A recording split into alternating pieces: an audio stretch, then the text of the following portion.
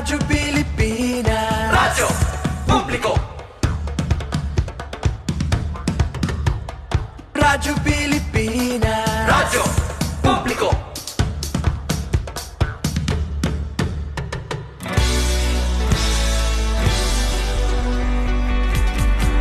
Mahalagang mga balita, napapanahong impormasyon.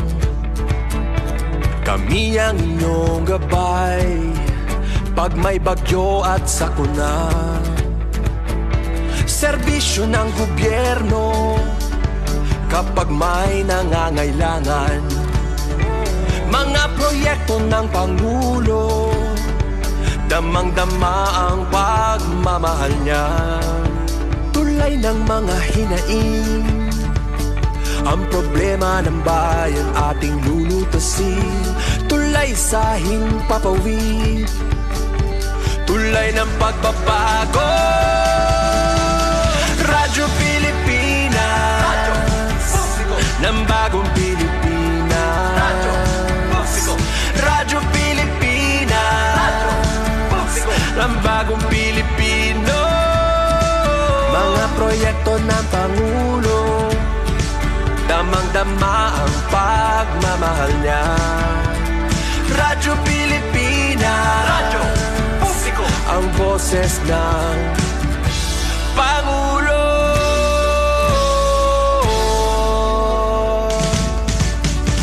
Karamay niyo kami, kahit malayo man kami nakakarating. OFW magsasaka, buhay ay iba't iba, san mang lugar ng bansa natin. Tulay ng mga hinaing, ang problema ng bayan ating lulutasin. Tulay sa himpapawid, tulay ng pagbabago.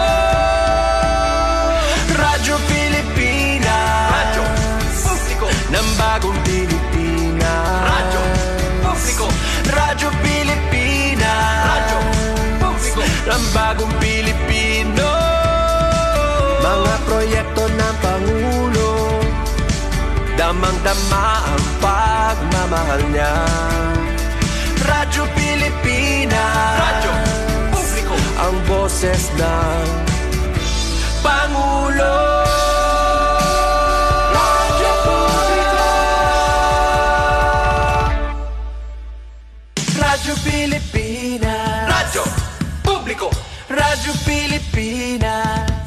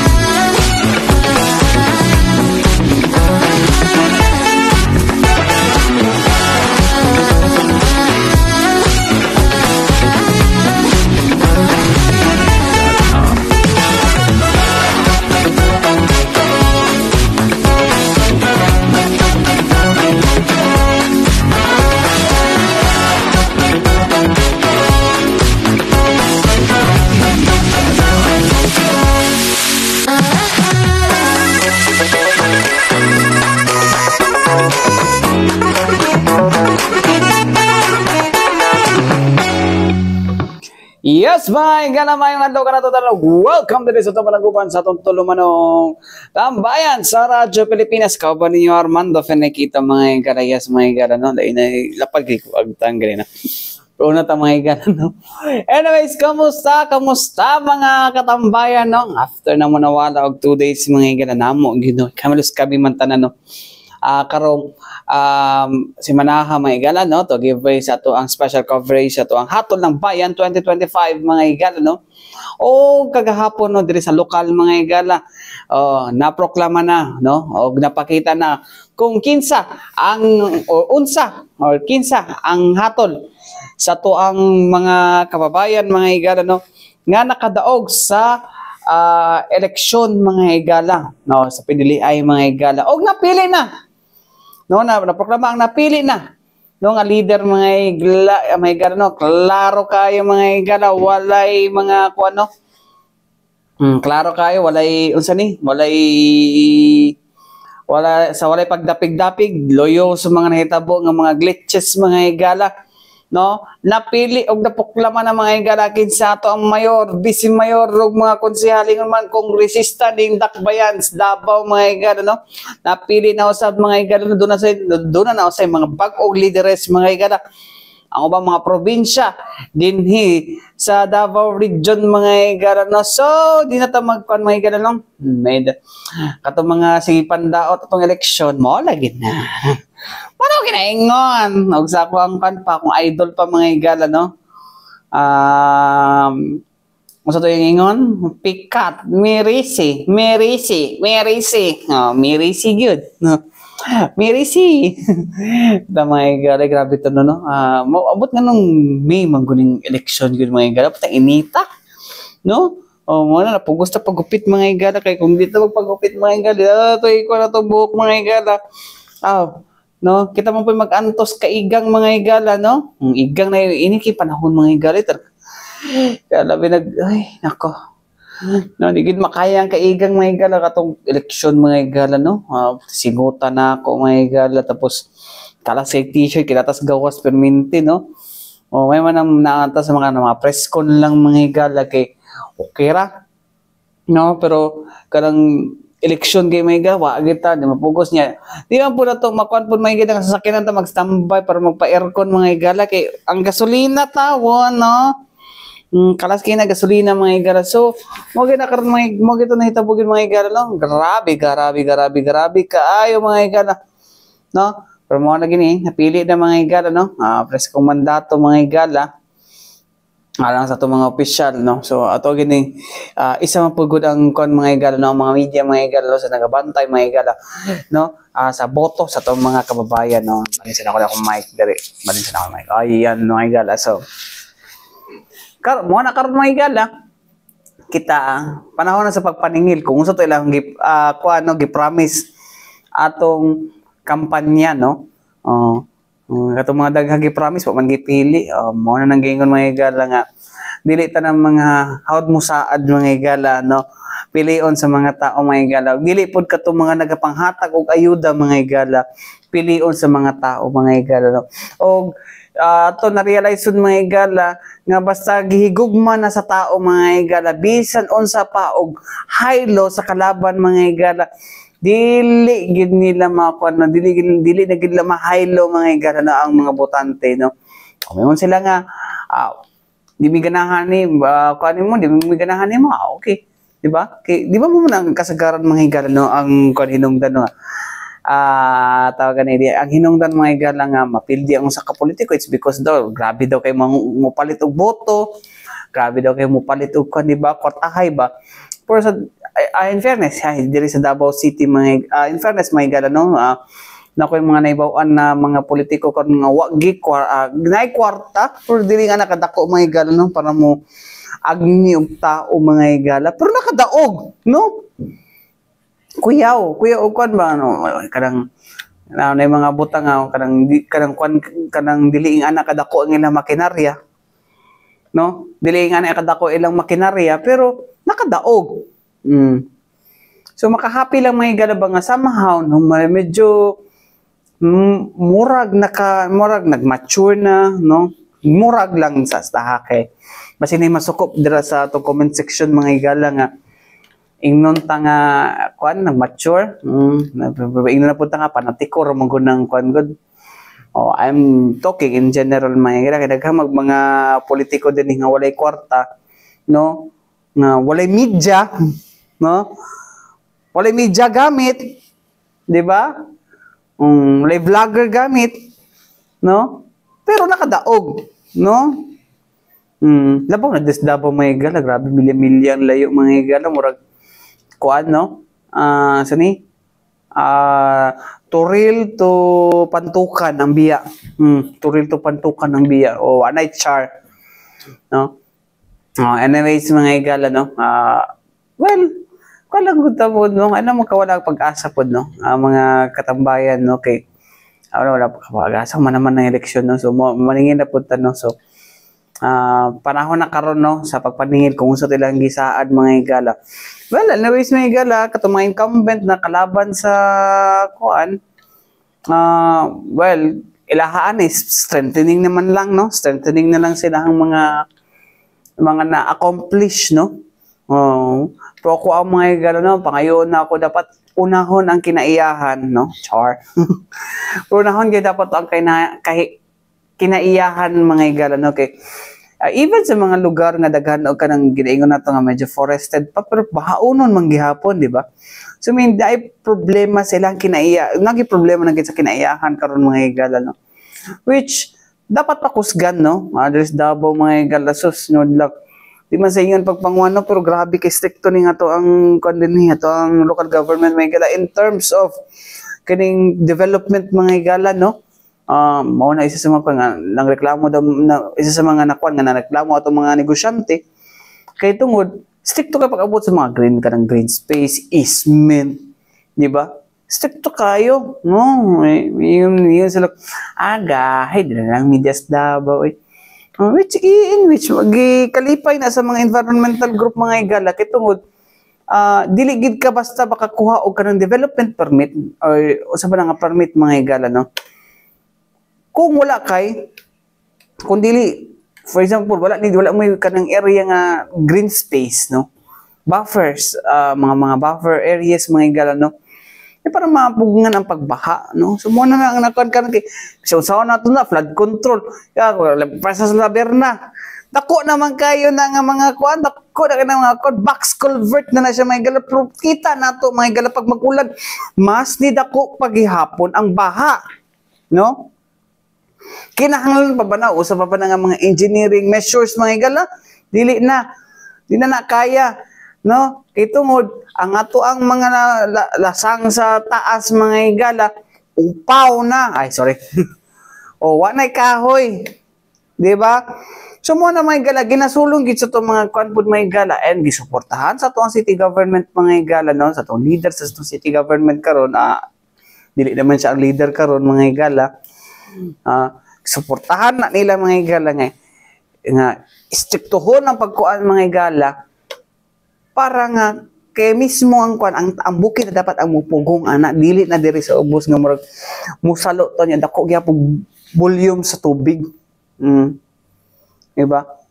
Mo pero naman tong padugdugog mo tong usa ka invite group mga higala nga kuan daw kayo daw na dito isa ka politiko daw, kandidato mga higala, nga konsehal mga higala, atong 2017 yung gingon, no? Ato samtang kuan daw siya, nagtulak og kaning sitaw gani, naglabi sila about green space, no? Mao pa di una nga ning kuan ning harang nya karon daw naningila daw og solusyon daw kuno sa baha, no? Tingala di sila naman pwede tingala, no? Pero mo gina mga higala, no? Wala na ang problema diri sa ubos na sa taas. Ang volume sa tubig mga higala gikan sa taas mga higala, di ba? No, gikan din dito mga higala, no? So mo dapat ang isa sa itong mga kuhaan mga higala. And then ang infra, no? Flood control infra mga higala, no? Di nagikapugong tanawan ng Laberna. Dagko na kaya nga culvert sa una pa. So well, isa sa mga kuan, let's go mga higala, no? Environmental ang ato ang problema mga higala, no? Anyways, mga higala, sa itong pagbalik, no? Ato ang, kuan, no? Ipadong sa inyo ang interview na nako mga higala. Nako, no? Of course, no? Ato ang interview kang, kuan, no? Attorney Eileen Lizada, ang spokesperson sa Parish Pastoral Council for Responsible Voting, no? Archdiocesan Citizens Engagement Committee mga higala sa Archdiocese of Davao mga higala, na aron ikuha nila, no, ang ilahang observation sa milabayang election mga higala, kung sabay angay improve, kung sabay angay kuan amo nang gihisgutan mga katambayan, no? Anyways mga higala, balik itaw man lang sa mga importante painomblom niya si Bianan. Balik kita mga higala din sa ito panaguban sa itong tulumanong tambayan sa Radyo Pilipinas. Yes mga higala, no? Kuan gid mga higala, no? Wala na ito, bisagutan na itong bago lang nahuman na eleksyon mga higala, kung nasa nanay na proklama ng mga mananaog, no? Mananaog. Daghan na mga mananaog mga higala, proklama na dyan mga higala na. So, kahit na mga higala, ito ang kung ano, asayron mga higala, kung usa ang mga nahimong observations at ang mga observations to observers, na matikdan sa itong mga observers mga higala, no? Sama na lang sa Parish Pastoral Council for Responsible Voting o PPCRV mga higala, na pinagi silang diri sa Davao Archdiocese of Davao, sa Davao City, o sa Island Garden City of Samad, no? Nasa lang mga observations may gala paunsa na ko ano. Actually, bantayan nila, it's because to protect the integrity of the result of election mga gala, tsaka English yun, no? So, mo na mga igala, no? Mo na ang ilahang ginakuan. So, nalakay nabi na to, no, kagahapon, dapat press conference man, pero wak mong ganyan. Umayan po, so ako na nag-interview, no? So, mo na yung mga igala na ito, mga nahisgutan, no? Sa mga interview, no, with PPC, ni Archdiocesan Citizen Engagement Committee spokesperson mga igala, no, sa PPCRV Davao mga igala, nga si Attorney Eileen Lizada, no. So mo ni mga igala iyang ginapag-ingon o ato ang paminawon.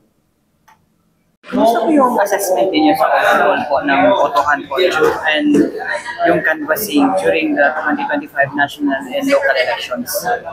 In general, In general. we can say na it was it went as planned, most likely by COMELEC, na the ACMs would be lesser glitches kasi right now konti lang yung replacement. If I'm not mistaken, isa lang yata ang replacement na abutan ko ng machine. Pero meron din kaming mga natanggap ng mga reports regarding mga like yung usual namin natanggap ng mga discrepancies between the ballot selections and voting receipt, and then yung delays or withholding of the ER sa amin, complaints on usual na complaints on missing person's name, or yung errors or malfunction ng ACM, reports on alleged election offenses, like example ballots being distributed outside of the voting center. But more that struck us was the longer lines sa mga areas ng public schools and the cramped, maliliit na mga lugar ng mga public, ng mga classrooms. Ito kasi beyond our control kami, but can be handled better. Kasi tama yung COMELEC na mabilis yung makina. Tama talaga, kung mag-feed ka, tama siya, mabilis. Pero siguro ang hindi natin na-factor in ay gaano ba kabilis o kabagal ang mga botante magboto. Especially the senior citizens. Between 5 to 7 yung aming observations on the ground. Konti lang ang nag-avail ng between 5 to 7. Siguro dumating sila ng mga 6:30, 6:45, and then nagsabayan na dun sa regular na 7 a.m. So what is expected? Ako, I voted around 6 a.m. May naunang, yung panglima ng babae na nauna sa linya, may dala akong kodigo, tapos na akong nag-shade, hindi pa siya tapos. So that time, hindi pa masyado mainit. But you have to consideration, pag nilagay mong senior citizens before ng 7 a.m., magandang idea. Kasi para hindi sila mapagod. But it seems na hindi sila masyadong nag-avail noon. Kung man nag-avail sila, nagpunta sila lahat sa 6:30 to 7, and mabagal silang sumagot. And then talagang sinisigurado nila na tama yung pag-shade nila, and then binibilang pa nila. Kasi parang, ilan yun? Bibilangin mo senator, bibilangin mo yung congress, bibilangin. Tapos sa party list, now I realize, hindi pala siya alphabetical order, no? Parang raffle kasi siya. Yes, raffle. So, hahanapin mo, it takes time. So, na-factor in ba yan? Nahanapin mo, kaya ang iba, sige, number ganyan sa balota. Diba? So, alam nila yung hanapin nilang balota. But, with all these things,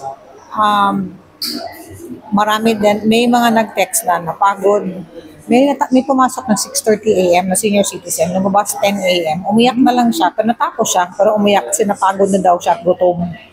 It's on record sa amin. So, these things, tinitingnan din natin, no? Kasi tama, mabilis yung makina. Pero baka hindi na factor in yung botante sa pagboto. So yun yung isa sa mga parang nakita ninyo na ano ba yun, slight or major? It will affect kasi it will affect your, sige, tayo we started on time. Paano yung mga ibang areas like Marm? That they started at 2 p.m., 3 p.m. Kung ganyan din kabagal yung mga senior citizen doon na magsagot, paano pala mag-extend sila? And then mainit 3 p.m. 2 p.m. or 3 p.m. nag-start sila, if I'm not mistaken. It's because of yung mga Magaguluhan. Opo. Tapos meron din kaming direct line sa kanila, nag-text din sila sa amin, humihingi ng tulong. Yung PPCRV doon, yung Blue Vote. So, paano yun, diba? So, kaya nga, maganda rin na we were told that more precincts were clustered together. Dati kasi 700, 600, 800 ang tao sa isang clustered precinct. Now it is 1,000 because of the machine.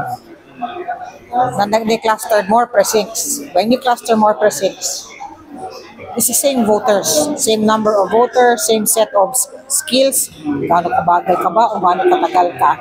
Tapos meron pa mga stroke, kung mabilis ba yung sumagot, tapos may assistor siya. So, time and motion dapat pag-aralan. Kung pwede bang, kung mag-cluster ka ng presinto, hindi ganun kadaming presinto na, and then, imagine niyo kasi sa labas walang tent, walang shade, walang yung ibang school. Kawawa. Especially yung, ang iba napapagod, ang iba umuwi. Kasi may, sa Comelec, diba na parang regulation na bawal na yung mga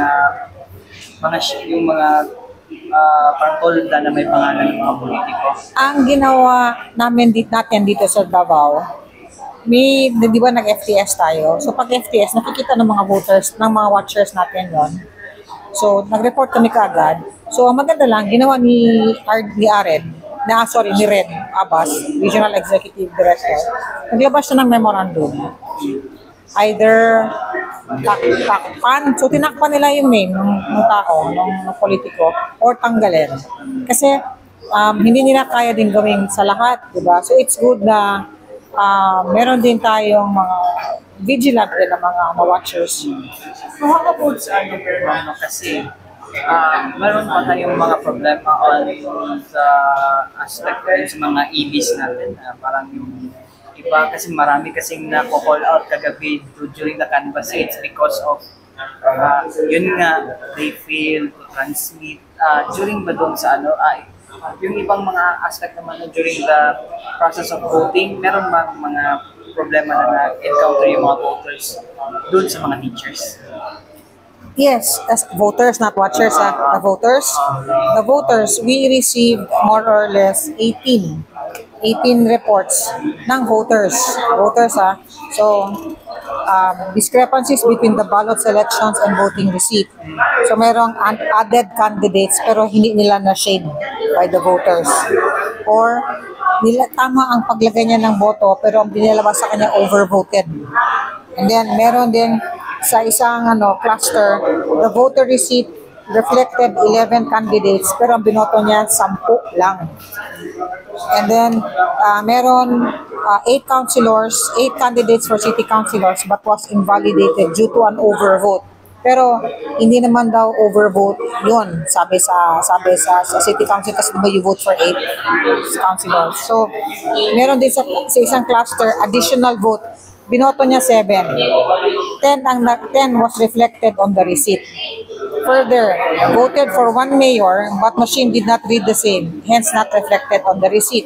So meron kaming maraming natatanggap ng mga ganito rin. So officially, kasi when we do not rely sa social media kung ano sinasabi, amin is black and white, cluster precincts, and sino yung poll watcher na nagre-report. So ito yung nakikita namin. So voted for a different mayor but a different candidate, voted for a mayor but a different candidate was reflected on the voters receipt. Pero ano how about sa teachers? Meron bang mga iba na mga teachers na parang Sa ibang teachers? Yung mga teachers po. Teachers. May problema po ba sa mga teachers, the way they cater the voters? Wala namang reklamo. Merong report kami natanggap. Yung iba, yung iba, nilalagyan na ng ganito. Pero hindi pa tapos yung botohan.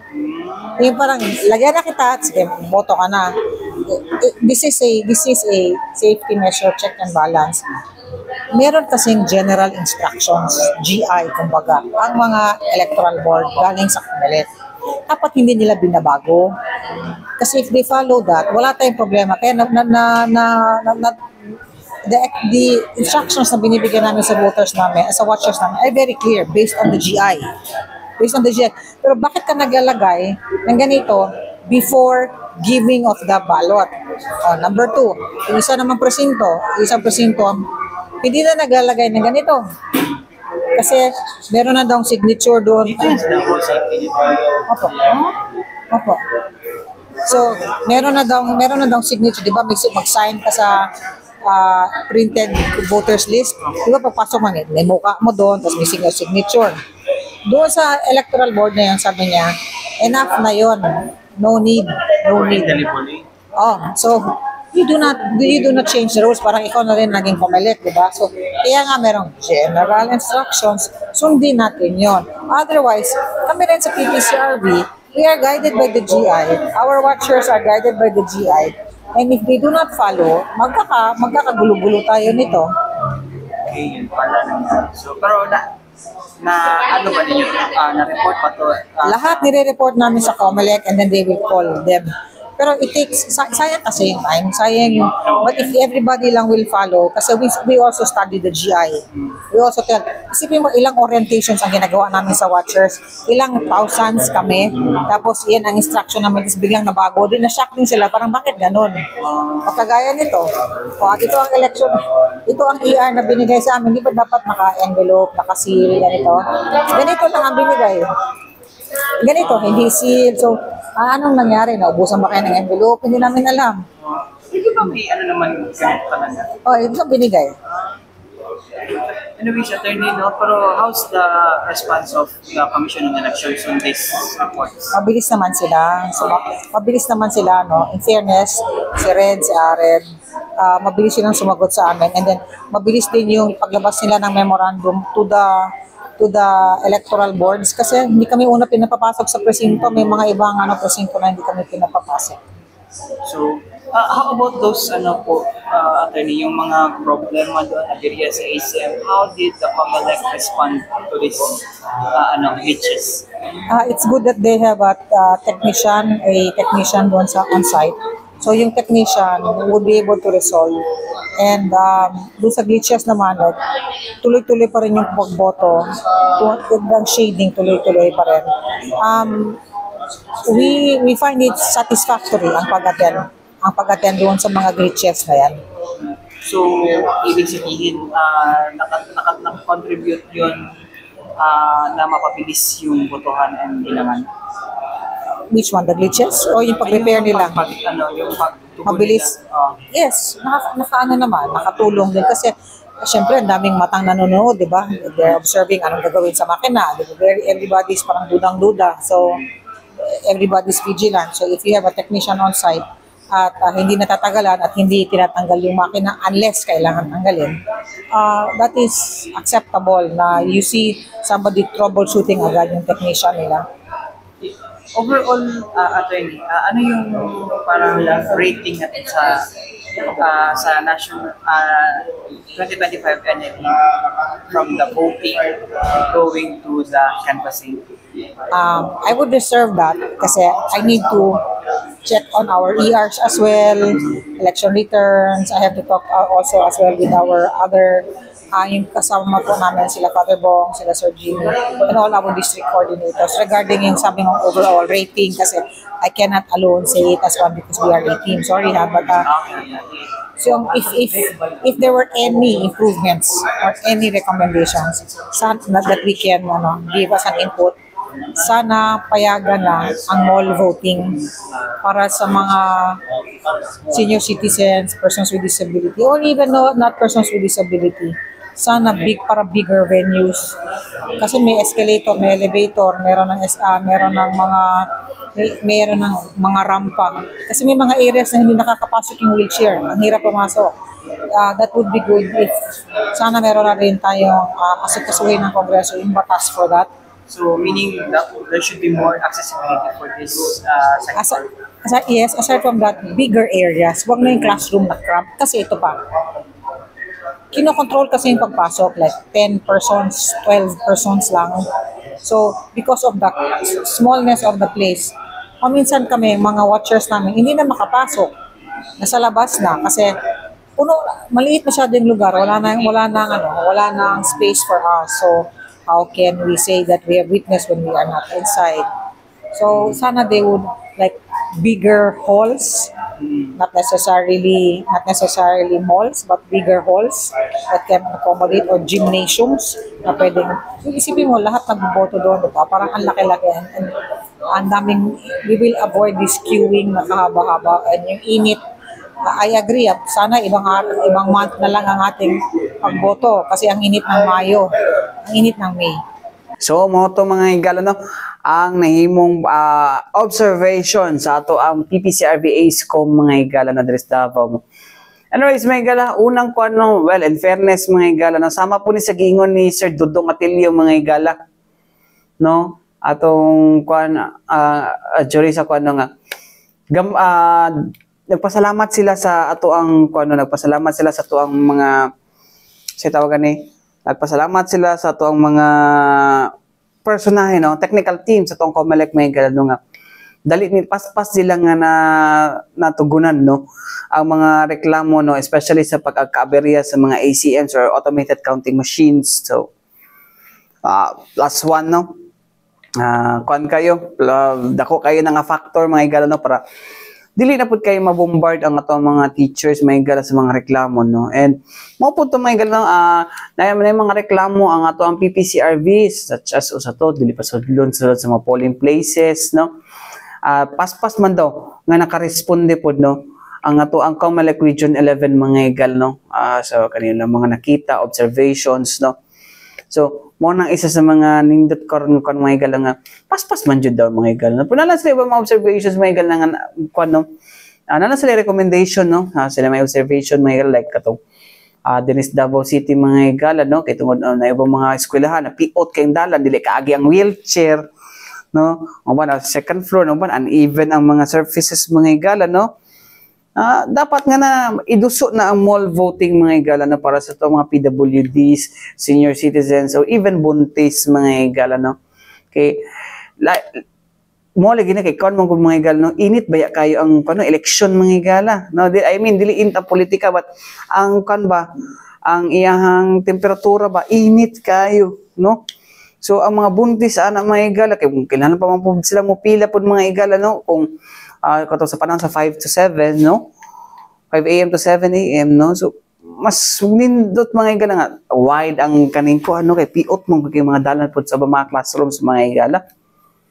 So, mga ito ilang observations, mga igala. I hope, mga igala, no, ma-approve ni sa COMELEC, mga igala, no, kay mall voting, kay kuan baya, no? Dako og kaning, sani? Dako na siya og kaning tabang, mga igala, no? Especially sa to mga unang dala, ano, kay sa kuan pa lang, aspect pa lang sa atong kuan PWD, accessibility, na mga ramps, na elevators, na escalators, no, para makasaka or naog, di ba? So mo na ang isa sa mga kuan, mga igala, no, isa sa mga nindot pod nga kuan, mga igala, no, nga ma-push gina siya, o daghan tag malls Dinis Davao, mga igala, pwede mo siguro ito mapakiusapan. Anyways, may gala, wala tayo igong oras sa ngalan sa Tibok Pwersa sa DXRP Radyo Pilipinas, Radyo Publiko Davao, may gala. Ako yung nakauban Armando Fekito.